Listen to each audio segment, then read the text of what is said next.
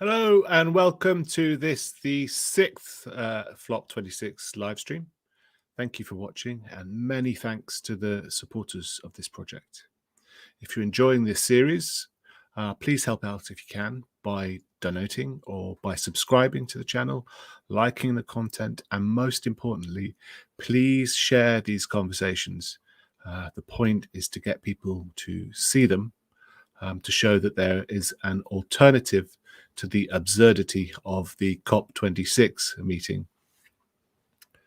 There is a tendency in the climate debate, such as it is, to get very bogged down in technical detail, to interrogate the science.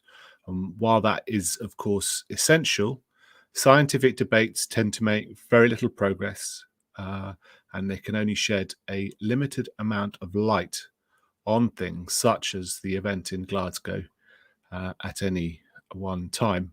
The claims, for example, made by the Prime Minister this week when he was arguing that there should not be a referendum on the net zero agenda have been debunked hundreds, perhaps thousands of times, but that hasn't stopped him.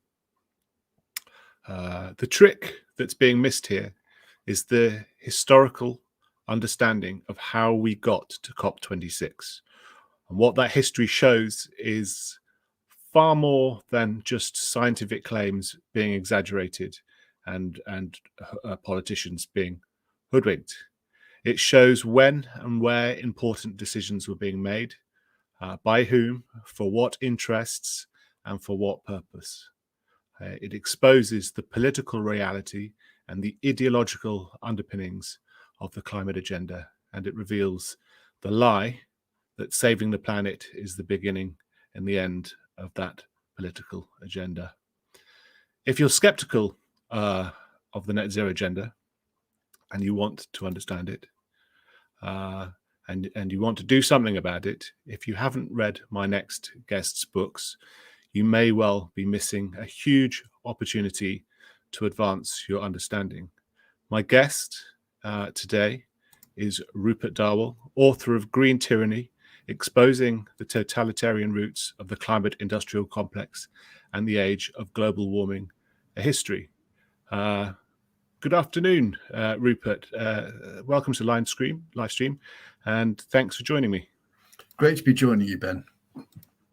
So there are your two books that are pertinent. You've written also for Real Clear Energy, is that right as well? That's right. And many other places. I'm not going to be able to do justice to your whole CV, but could you outline for us, please, these two books, if you can? Yeah, the first one is about it looks at where this all came from, and it starts with with Francis Bacon, and we then move to the scientific revolution and the industrial revolution, and then it asks when did mankind's interference in nature seem as not just problematic but bad. And I locate that in 1962, and Rachel Carson's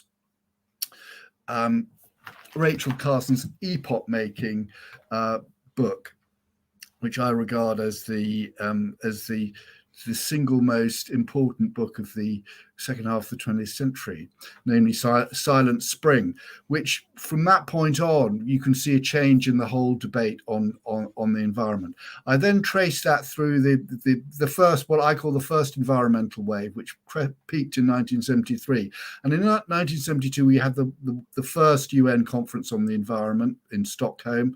And we also had things like Blueprint for Survival, I think it was called, which was produced by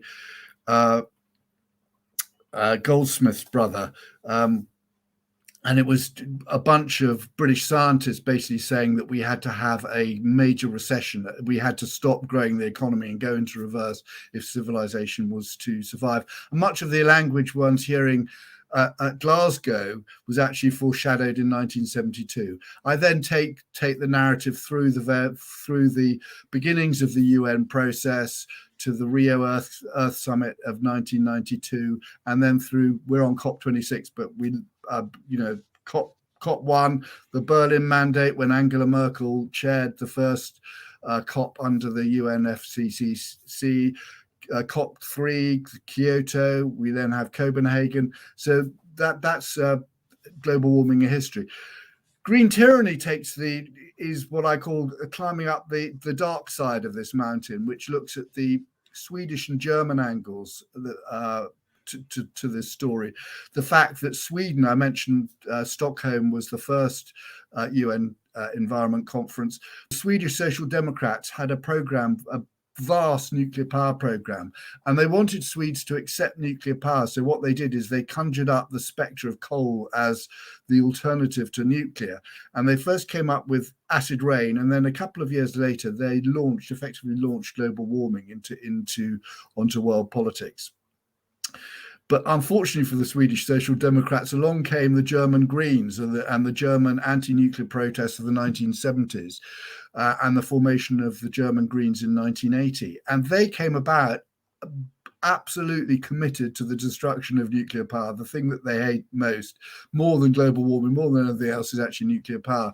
And so they took this whole thing off in a different direction, towards the renewables, which we are today. And the greening of Germany led to the greening of Europe and has had profound political and ideological consequences for all of us, which we're still living with.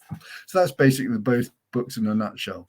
Brilliant. They are extremely important reading, but they both describe, in a sense, something I've always tried to argue: politics preceding science, almost. And that gets very much forgotten in the wider debate, doesn't it? That people imagine that the almost taking at face value green claims that they've observed a problem in science, and now it's the job of politics to respond. It's But the reality is sometimes the other way around. Oh, I'd say I'd probably delete Ben. I'd delete the sometimes. Give you two examples. The first one is the first government report on acid rain was written by Bert Berlin, who later on, for the Swedish government, who later became the first chair of the IPCC. And what people forget is the I in IPCC stands for intergovernmental. And the second one is the 1.5 limit, which before that was the 2-degree limit. The 2-degree limit is entirely political. It came about because EU environment ministers wanted to define what dangerous anthropogenic interference in the climate system would mean, that's the text from the UN Framework Convention on Climate Change. And they came up with the 2-degree limit, not the scientists, but environment ministers. And that later became, as we know, has been ratcheted into 1.5 degrees. Well, we could come back to that later on. But have you been watching COP as history is unfolding, as they keep trying to tell us? Actually, Ben, this is the first one since Paris that I haven't been to, and there are kind of there are reasons for that. But what I was going with that is, do you have any sort of predictions about what's going to happen, or bets? I think the British government entered it with a very naive view that they could rewrite the text of the Paris Agreement. And we just mentioned 1.5. In the text of the Paris Agreement, the aim of the Paris Agreement is defined as keeping temperatures well below 2 degrees. And then hold on a sec. You're anticipating all of the detail that we're going to have later. Okay, cool. Is it? I mean, essentially, the question is COP or flop. I mean, well, I don't think. I think that binary distinction actually, in a way, misses the point. Okay. The Maurice Strong, who was the genius. I think. I mean, I really think the guy was a genius. He put together the first Stockholm, the first the 1972 Stockholm Conference on the Environment, and 20 years later, he was responsible for bringing for the Rio Earth Summit. And he was the UN point man for both of those. And one of his colleagues, I was at the Paris conference, and he died shortly before. And there was a little colloquium to remember him. And one of his colleagues at Stockholm said, what is the purpose of Stockholm? And he said something I'll never forget. I mean, this is what was awarded. The policy is the process, or the process is the policy. It doesn't matter. But the point is, this is a process that gathers, it pulls interest groups in, it pulls power in, it pulls money in, and as it goes along, it gets bigger. So I don't think it's correct to look at the outcome of this one and say, is it a success or failure? Because it's about the process. And as we go on, the process gets bigger and bigger. And to my mind, the big development of the Madrid COP, and which we're seeing in this one, is the role of finance ministers. The Madrid COP it elevated finance. It was the first time finance ministers were on the platform together. And I think the emergence of finance ministers, central bankers, the world of finance, the Glasgow Finance Alliance for Net Zero under Mark Carney, these are very, very, very significant developments, and for my money, the most significant development of this COP. We'll come back to those. So what I wanted to do first, if I may, is have a look at some of them are silly, obviously, news items. So the audience may be interested in. This is from Sky News, who are reporting on. This is a stunt that I've seen before several times, but I'll just play you the presenter's introduction.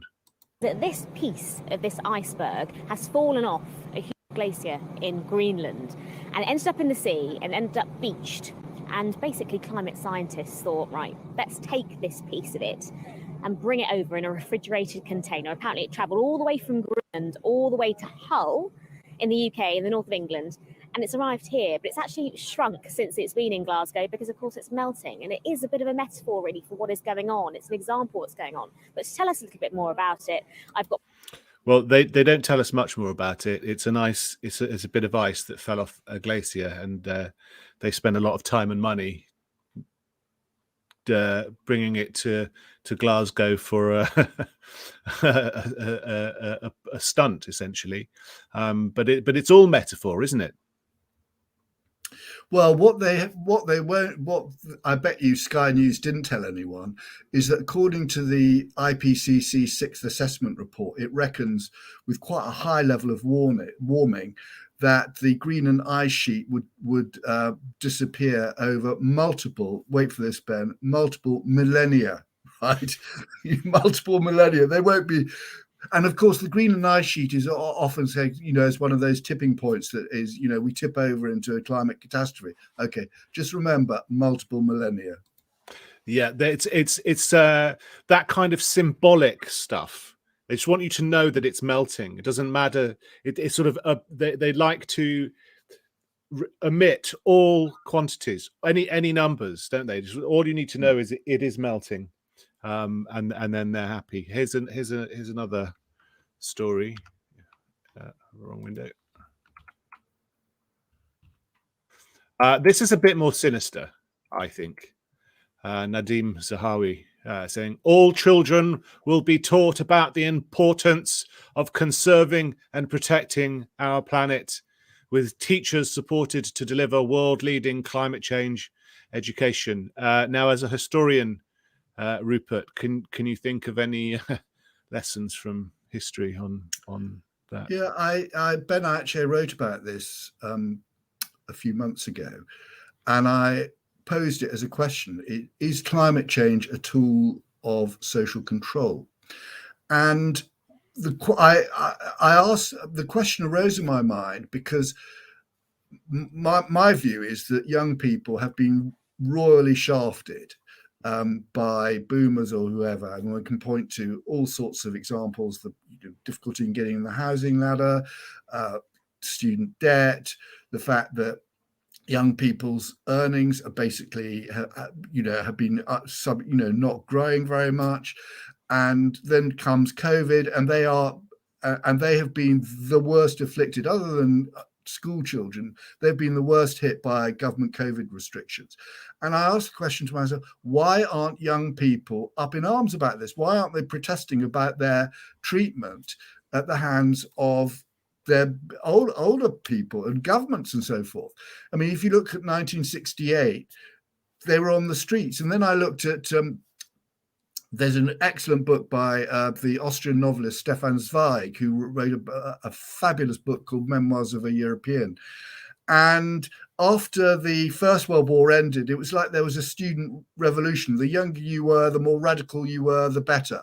And why isn't this happening today? And the answer, I think, is to do with global warming, because what it's the message it sells young people is, we're doing this so you have a better future. But actually, they're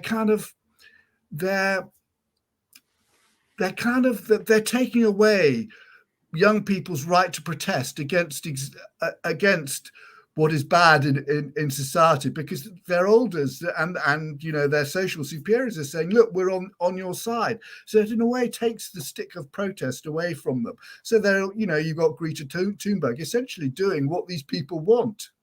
This is all, if you like, officially sanctioned protest.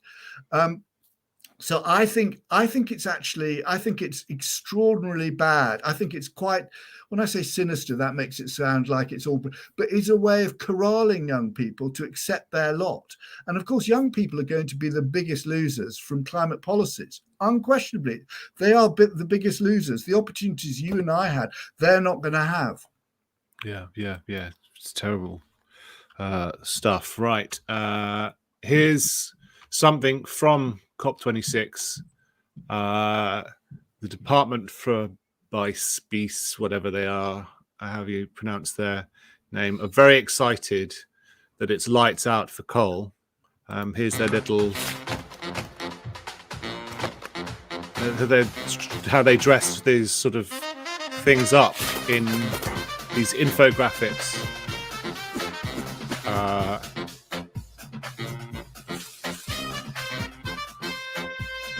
All very cheerful and jolly and down with the Ute and all that. And here is, I think, is it this one? Or this? Yes, here we are. Global coal. This is a statement from COP26. Global coal to clean power transition statement. So all sounds great. Here are these. This is sort of a different one. It was a global commitment, but actually only about 25 countries seem to have joined up, and many of them are very poor. So I'm not sure why they would be doing that. And then it turns out it's quite likely it's more an agreement between banks. Major international banks commit to effectively end all public financing of new unabated coal power by the end of 2021. So what's going on there? Is there the end of coal? We've got a similar discussion to come later on, but is it the end of coal? What's really happened there? Well, half the world's coal is burnt by the People's Republic of China. And if you look at their second nationally determined contribution, it talks about China being A, a poor country, and B, coal rich, and the need to burn more coal.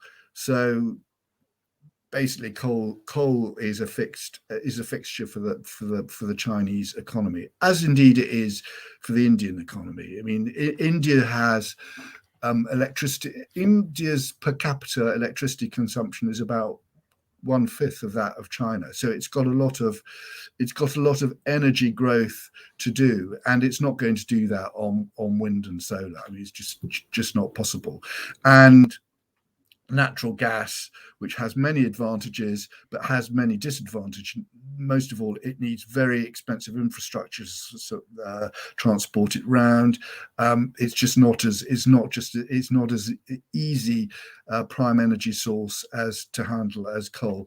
So this is really, Ben, this is posturing, but it's posturing with a cost, because the biggest losers will be African, sub-Sahara Africa, which is energy starved. Africa is, other than arguably South Africa, Africa is an energy starved continent. And the obvious, the easiest way to electrify Africa is with coal-based power. And as we know, Ben, wind and solar are not substitutes for an always-on reliable grid. It's as simple as that. Yeah. So we are talking about COP26. Is there a simple way of explaining what this process is and why the UK government in particular has been so mad keen on it?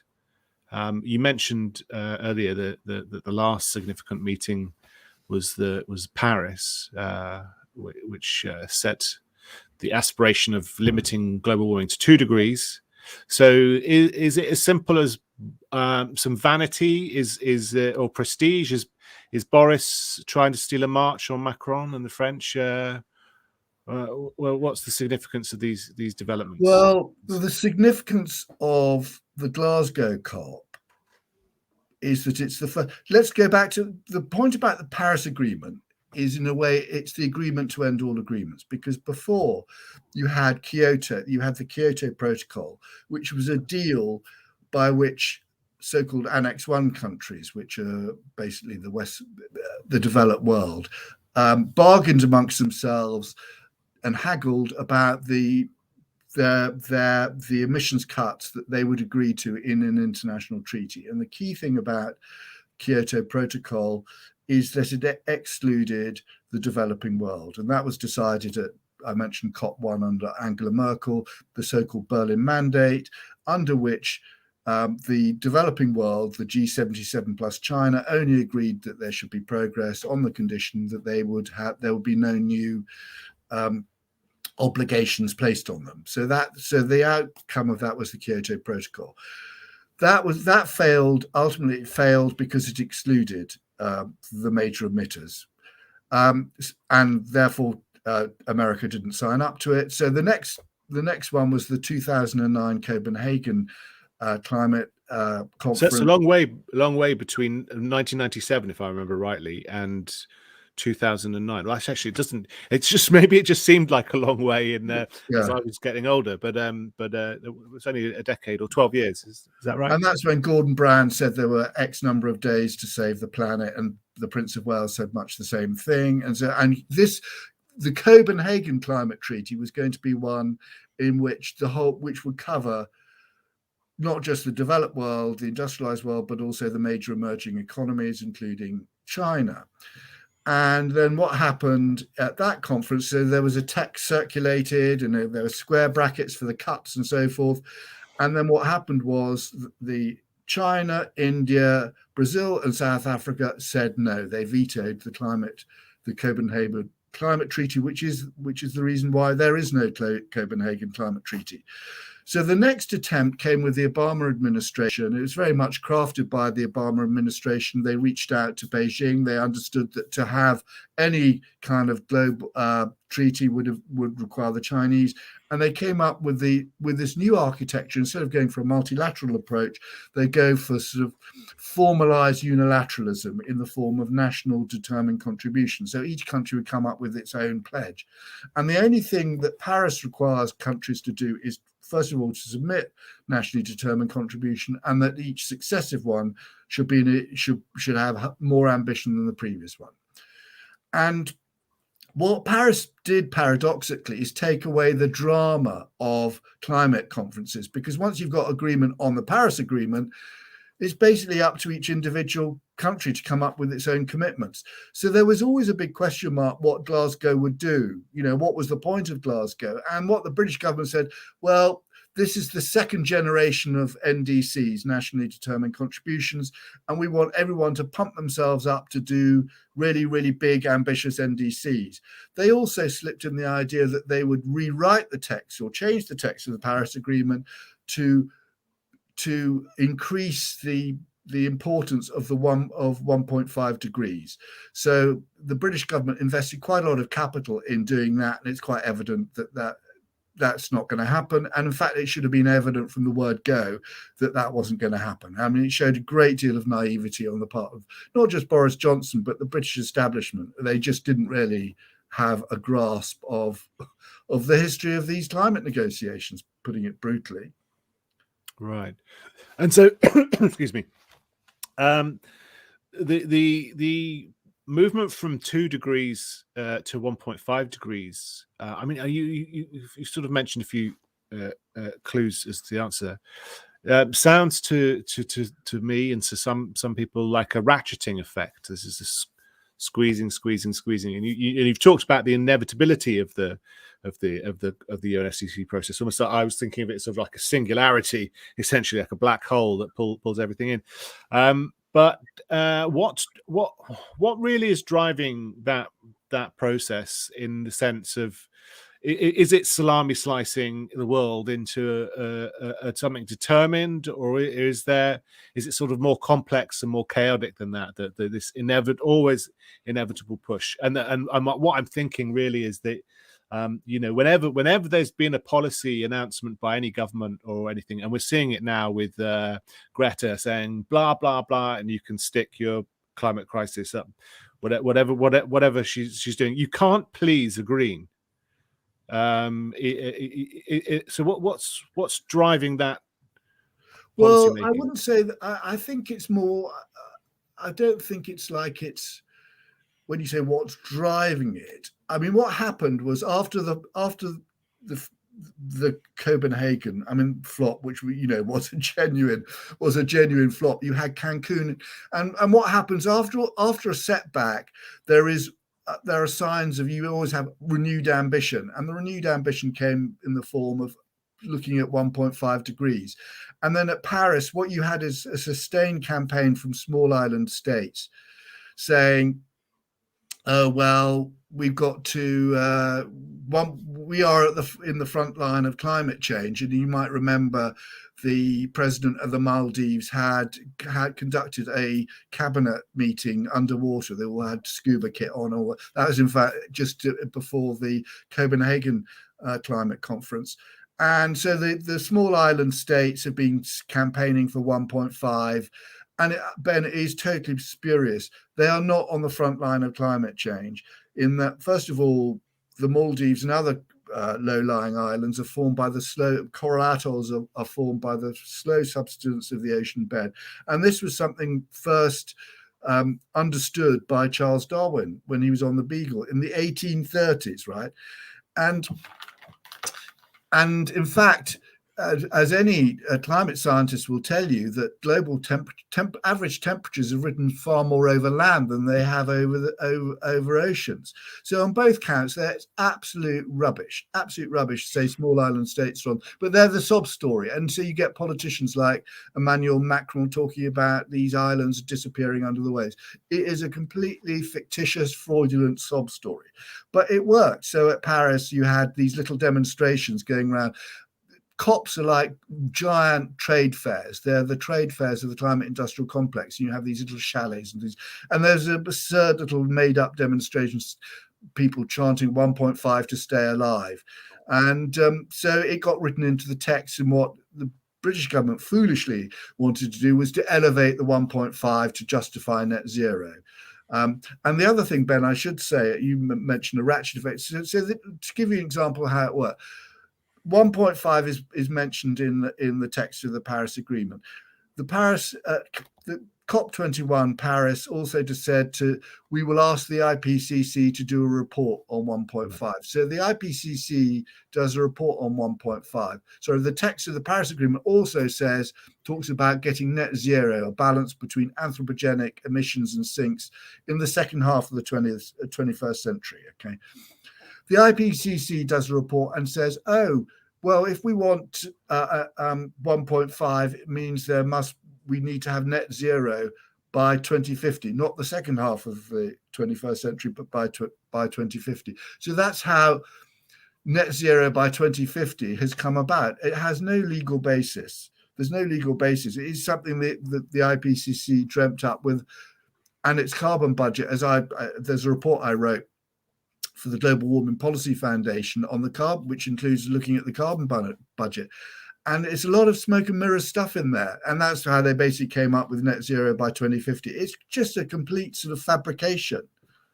Yeah, I was going to say that there is a parallel between, I remember between the UK domestic policy and the global policy. That I remember the government instructing the Climate Change Committee to do its a report, and then they would report back, which is Gummer and his cronies, and then all of the across the media and the campaigning organisations would all claim that the science had produced, or the committee had produced this report, almost as if it had done it independently, as if it had been, not that it had been commissioned by Parliament to do so. That's sort of it's almost a sleight of hand, isn't it? I mean, it's a sleight of hand if you're stupid enough to fall for it. But lots of journalists do fall for it, don't they? They don't remember or they decide to deliberately omit very recent history. Yeah, I mean, you saw that with Michael Crick interviewing the former president of the Maldives, talking about the Maldives at the front line of climate change, his island's about to sink. I mean, it's just, and the credulity of journalists never, they don't say, well, what, why are you building all these airports and so forth? And look at the data. In fact, the IPCC 1.5 special report rejects the idea. It actually rejects it says there is no evidence of net loss of land from small island states. So there it is. You can read it in the report. There it is in black and white. And yet people still come out repeating this garbage, frankly. Right. So I was thinking here we should probably get on to Rishi Sunak and his claims, if I can find them. Is this it? This is COP20. This is called the COP26 website announcing mobilizing more public and private finance, 100 billion annual climate finance goal, and $130 trillion of private finance aligned with net zero emissions. That's got to be remarkable. And that's not Rishi Sunak. Where have we got? Where's Rishi? I've lost Rishi, apparently. It's in there. Should we have a look at that?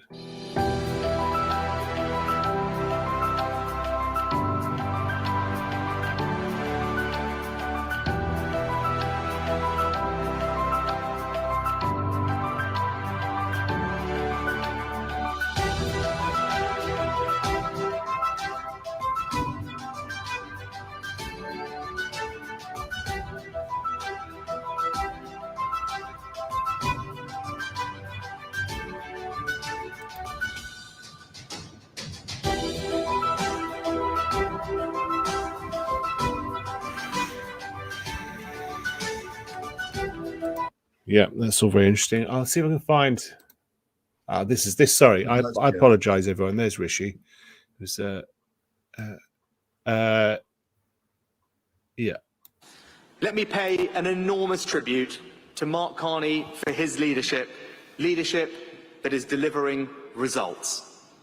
The Glasgow Financial Alliance for Net Zero has now brought together financial organisations with assets worth over $130 trillion of capital to be deployed.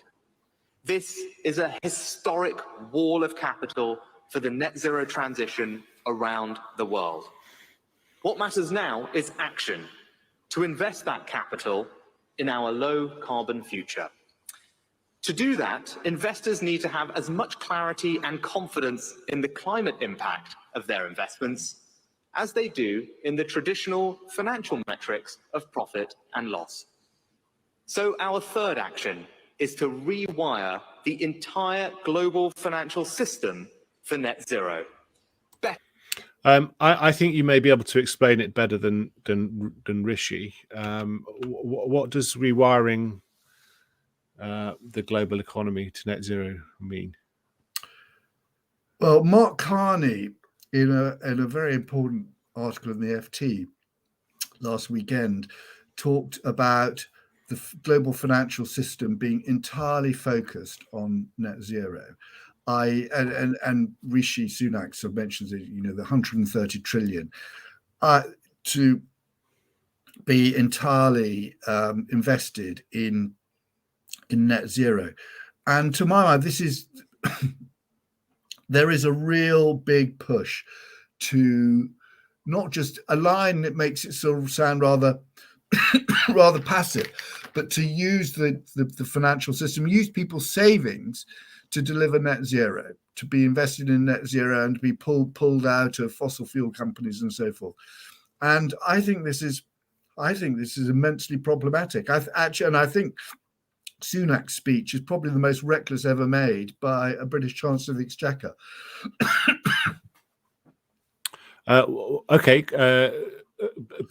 Because it will sorry, it will allow the agenda to sort of make use of these pension funds and people savings.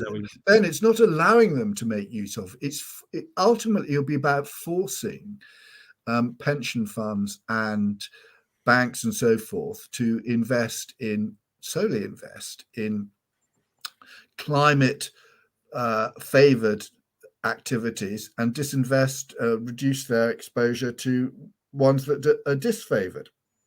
And that will create immense distortions in the global financial system. It's likely to create a huge green bubble. I mean, it risks a sort of a net zero financial crisis, which would make the 2008 global financial crisis look like chicken feed. I mean, it really to play around with the financial system like that and to create such massive distortions is really playing. It's a very dangerous thing to be done. But and when you have governments sort of pushing the financial system in that direction, and far from central banks and global financial regulators saying, "Hey, hang on, to ease off." There are such things as prudence and looking out for the benefit for protecting people's savings and so forth. When the brakes are taken off, it's an extremely serious development. Right. So I want, on a similar note, I just want to go momentarily to find this.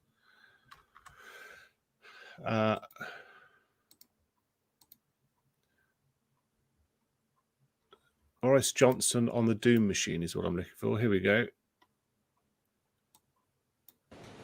We are in roughly the same position, my fellow global leaders, as James Bond today. Except that the tragedy is, this is not a movie. And the doomsday device is real. And the clock is ticking to the furious rhythm of hundreds of billions of pistons and turbines and furnaces and engines with which we are pumping carbon into the air faster and faster, record outputs, and quilting the earth in an invisible and suffocating blanket of CO2. Boris Johnson there, somewhat down on the Industrial Revolution. Is that right? Yeah, and he mentioned James Watt and Glasgow and steam engine and so forth. An absolutely disgraceful thing to say. Disgraceful on two grounds. The first one is, of course, of belittling the enormous benefits of the Industrial Revolution. Unprecedented. I mean, someone who studied classics at Oxford wouldn't care about something so prosaic as the unprecedented increase in people's welfare, living standards, longevity, quality of life that brought about directly as a result of the Industrial Revolution. So no surprise there, I suppose, that a classicist should be so ignorant of that. But also, I think going to the core of what environmentalism is as an ideology, and I sort of compare it to Marxism, in that Marxism is based on the working class alienation from the means of production. And what we see here in environmentalism is the alienation of the upper classes and the elites from the means of production. And I think Boris Johnson exemplifies that to an absolute T. And so what we have is our global leaders trashing the basis of the prosperity, of their society's prosperity and wealth. It's actually quite an extraordinary thing to have happened. So what is the concept of alienation? Could you describe that? Is that just mean... I mean, Boris Johnson talks about the pistons and turbines spewing. They always talk about carbon, not carbon dioxide. And it's aesthetic, it's cultural, it's philosophical, it's not rational. That's all it is. But it speaks of a profound irrationality. And I would actually go further and say that if you're comparing Marxism and environmentalism, I would argue that there is a rationality to Marxism.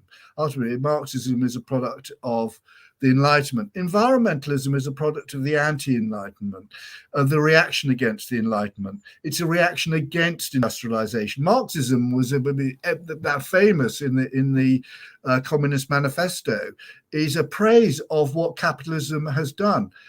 By contrast, environmentalists hate and denigrate what industrialization has achieved, and there is a profound difference. And as I say, in my view, it's ultimately irrational and it's nihilistic. It's ultimately destructive, and it's destructive even of the environment, because we see that in that to produce energy on anything like the scale that a modern society requires means wind turbines, solar, so it means a much bigger footprint taken over to maintain us.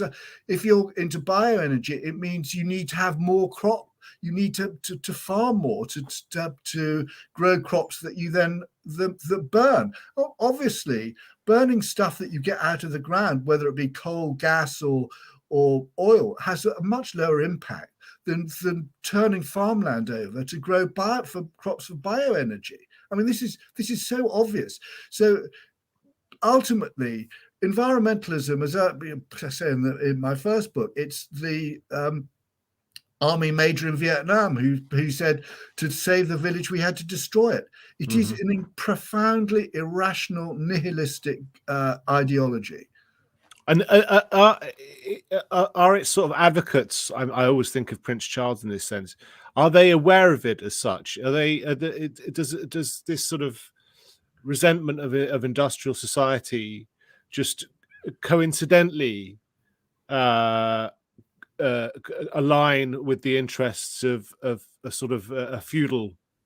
People who are in a position to take advantage of a sort of new feudalism and a new dependence on essentially land. I mean, I can't speak to Prince Charles's self-awareness, but given that he and the elites that went to Glasgow, a lot of them flew in private jets, I'd suggest that self-awareness is very low on their personal characteristics. I don't think it's because they want to go back to a pre-industrial society, although Prince Charles, a pre-industrial feudal society, but that in a way is where it's heading. And Joel Kotkin has written very eloquently on this. You see it in California, but it's not just people. It's not just the remnants of feudalism in the form of the British royal family. It's the tech oligarchs, the Silicon Valley oligarchs and billionaires who also believe this stuff. And the thing about them is they've made money out of stuff that's intangible. It's about software, it's about social media, and the most tangible thing you get to is an iPhone device. And I think Musk is actually, and Tesla is an exception to that, because he actually makes things. But this stuff isn't involved in making things. It's about stuff. It's about the intangible. And so there is this sort of rather curious alignment between Silicon Valley, Wall Street, that only basically deals in money, another intangible, and the post-feudal elites of Europe, like our own royal family.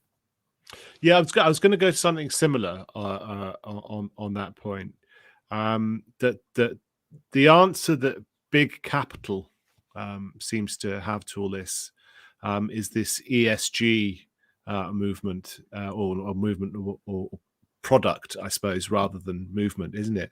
And Mark Carney is the loudest advocate of that. Now, I've always found him somewhat sinister, right? And I was wondering, what does he really believe? Does he believe about it? Okay, again, that involves a mind probe. But so, what's the agenda if he does or doesn't believe it? Is it some great reset thing? Is it a more conscious search for power for an agenda? And then what really strikes me is that he's speaking seemingly on behalf of some of probably the hugest accumulations of capital in history, and on the other hand, seemingly opposite usually capitalism, in a sense, the anti-capitalists, the sort of the green NGOs. And even Prince Charles, who's got muddled views on what capitalism is and wants to reform it. There seems to be a convergence between those interests, which you really wouldn't expect if any of them. Well, certainly not the sort of likes of XR who sort of want to change abolish capitalism. So are they useful idiots, and what's the alignment? I've probably asked you too many questions there. So unpack what you can and tell me what you think.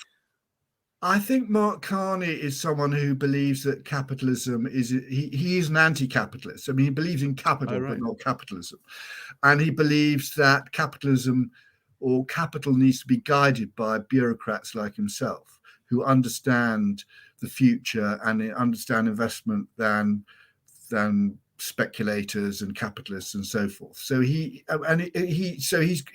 hostile to capitalism in the sense that it's been understood. I think there's a broader question, which is how is it the left and the left, like Paul Mason, for example, Greta Thunberg, are now functionally aligned with this plutocratic elite, because that's what they've done, and giving up on the people who are most disadvantaged by the transition to net zero, which is the traditional working classes, blue collar folks and so forth, because they are unquestionably disadvantaged in two ways. First of all, in terms of the disappearance of high-paying jobs. To give you an idea, the city region outside London with the highest GVA, gross value added per capita, is Aberdeen. And why is Aberdeen? It's not through fishing, it's not through agriculture, it's North Sea oil. And that's going to be scrubbed out. The aristocracy of the working class used to be coal miners, steel workers, and so forth. All those jobs, not interested, they're gone. So they're disadvantaged in that respect. They're secondly disadvantaged because the cost of the stuff that they like to spend their money on is going to go up. So it's a double whammy, and how the left have given up on their traditional mission of promoting the interests of working people. That I think is one of the biggest. It's why in America ended up with Donald Trump, and I think it's partly the Brexit why C2s, Ds, and so forth voted for Brexit, and that won't go away because if you like, the negative stimulus for a populist reaction remains there and will intensify over time. So I think that's a huge, multi-decadal development which is still playing out. So do you think there's going to be a clash between ESG, as it were, and those expectations that people still have of industrial society, the C2, the classes you mentioned? Will there be a clash? I think there will be a political reaction, yes, and it will come in waves. I mean, it's difficult to say what exactly will be the trigger for such a reaction. I mean, you saw that in France with the Gilets jaunes, but it's not going to. All I'm saying is that it's not going to go away, but will intensify over time. So is there? I mean, is there? I've raised this point with a few of the guests on the stream previously. Is there no awareness of the problems like the democratic deficit, of the problems of where the money's going to come from for these aggressive agendas, and of what people's reactions may be when they have their lives changed by? I think insofar as there is such awareness, it's something that the technocrats and the plutocrats feel will have to be managed as part of the process. So you can just get the nudge unit in to or whatever, yeah. To make but that's why Boris Johnson says no to a referendum on net zero. Yeah, which people read, viewers should look up. Actually, there's a petition on the Parliament website which is growing by the day for Parliament to debate a referendum. They won't, I'm pretty sure, agree to one in short order. But I think there's already been opinion polls that suggest people are interested in it, and that might be some history repeating there, right? Especially for the Conservative Party.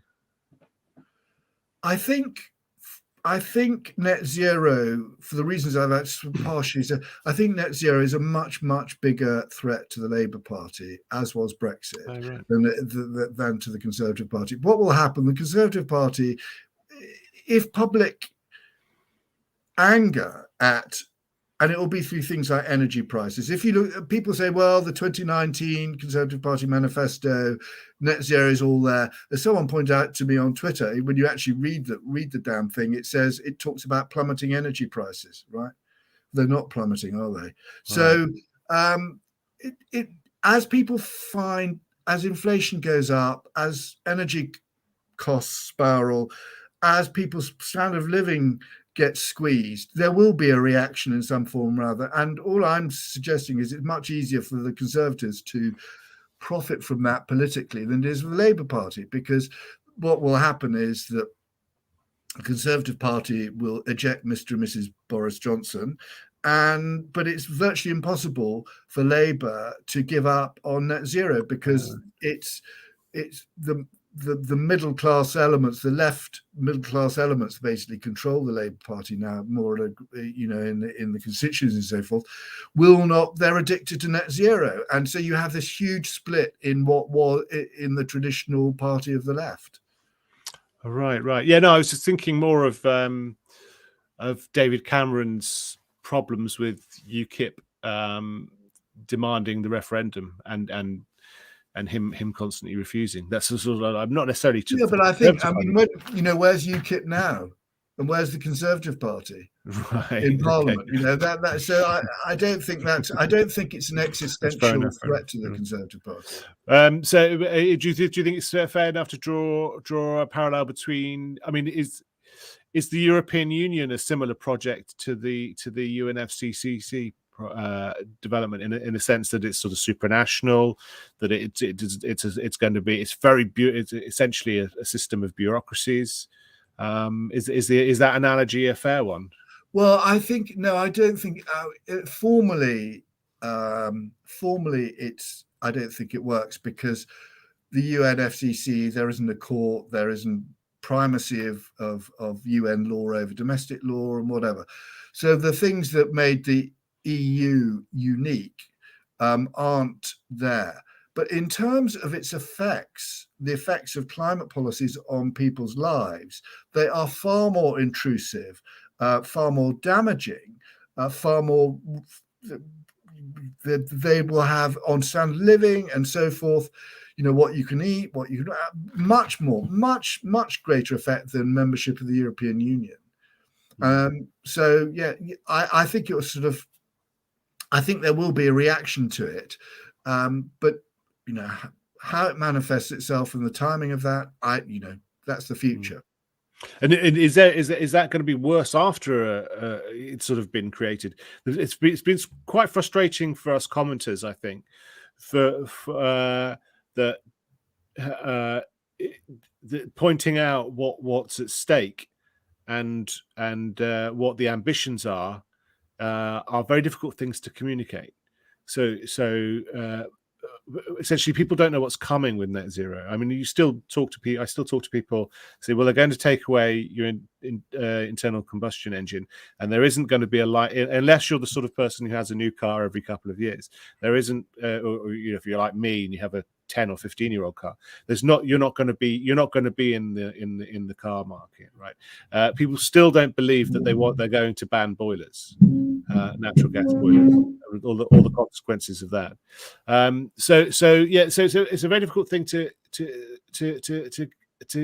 get across, isn't it? I think that's right. I mean, at one level, there's the abstract one, which is the IPCC says in its net zero report. Net zero, it says it. Sorry about that. For societal transformation. So it's there. It is societal transformation, and I don't believe that in 2019.